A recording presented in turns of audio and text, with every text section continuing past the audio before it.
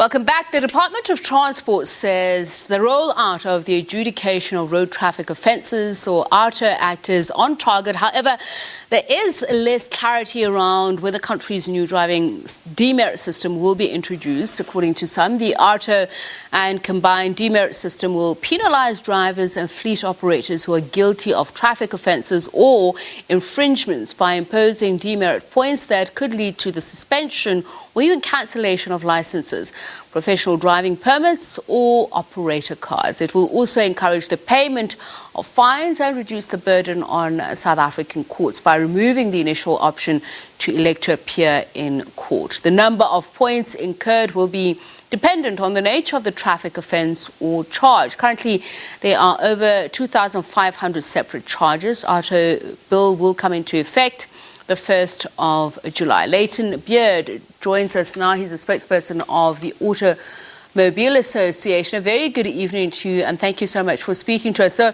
let me just start with you. Are you, or as the AA, one of those entities that believes that there is still lack of clarity of when it will come into effect, or is it pretty clear to you?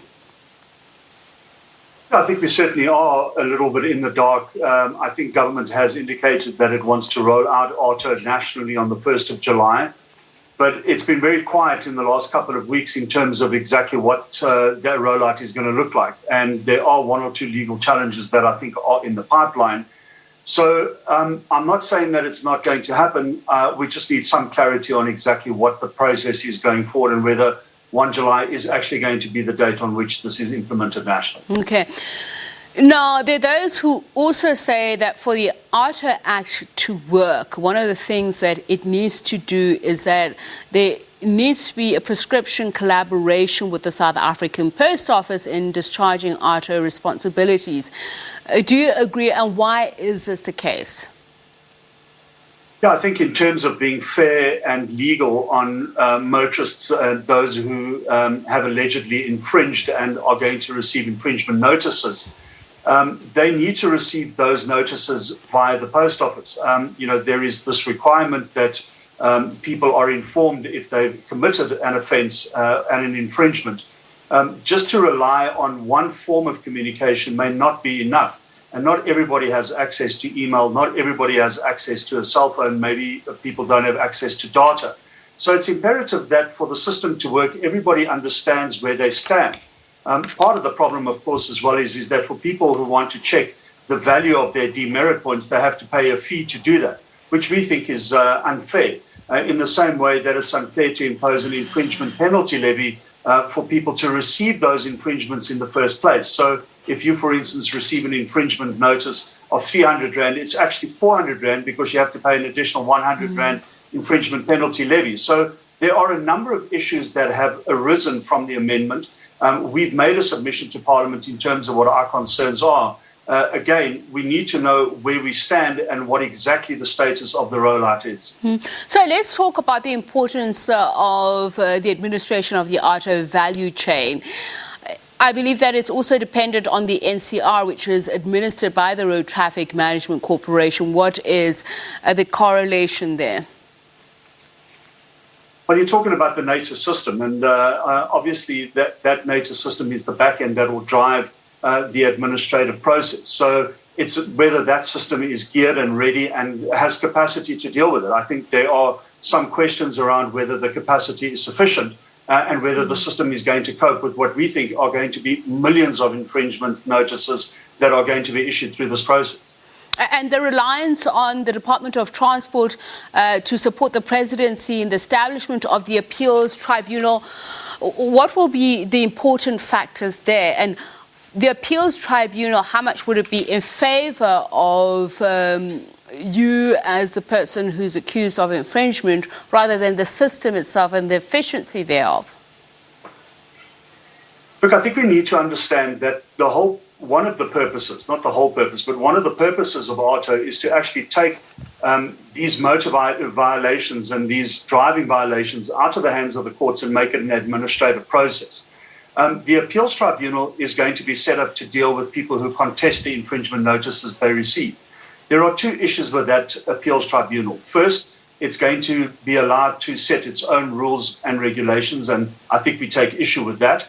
The second is that it's only going to have 9 part-time members who are going to deal with millions of people who may contest their infringement notices. If only a percentage of the infringement notices issued are contested, that would still be a significant number. The concern is whether they're going to have the capacity to deal with that or not.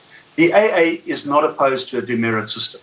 We have, since the mid-1960s, have been advocating for a demerit point system to be implemented in South Africa. I think our concern at the moment lies with how this is going to be implemented and rolled out in South Africa. Okay, so I want to look at the demerit system itself. So the number of points incurred will obviously depend on the nature on the traffic offence or the charge. So there are currently 2,500 separate charges. And I also want to look at what has also been lamented in the past, the implementation there of the discretion which the person who then passes out the infringement enjoys. Will that be streamlined further, or is it still going to be pretty much left up to a police officer to decide that this is the nature of the infringement and therefore the points that you have incurred? Well, the traffic law enforcer is going to be the person who makes that call. Obviously, they're on the ground, they're seeing the situation as it unfolds, and they'll have to make that determination. So there'll obviously need to be a lot of training that goes into making sure that there is consistency in the application of this law throughout the country. I think our concern in terms of the schedules and the offences is that they don't focus enough on road safety in our view. I mentioned earlier that one of the purposes of AARTO was to take the system out of the hands of the courts and make it an administrative function. One of the other very important functions of AARTO is to promote road safety. Now, when you look at some of the schedules, you're getting 3 demerit points and a substantial fine for not stopping behind a white line at a stop street. But at the same time, you're only getting 1 demerit point and R1,000 Rand fine for not wearing a seatbelt. Now, that is for us quite incongruous, and it needs to change. If you're going to be promoting road safety, the legislation needs to back that up. At the same time, the Traffic Law Enforcement Review Committee of 2016, which made recommendations to the Minister of Transport in 2019, found that we need double the amount of traffic officers on our roads than what we currently have.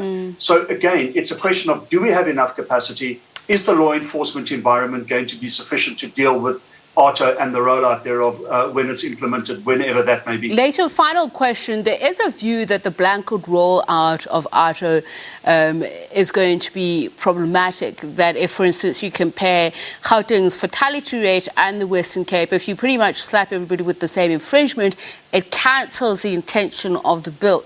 What are your thoughts on this? When you look at the pilot areas in which AARTO was tested, and that was Tshwane and Johannesburg, and you look at the impact that that has had on road fatalities, you will notice very quickly that the impact has been very minimal.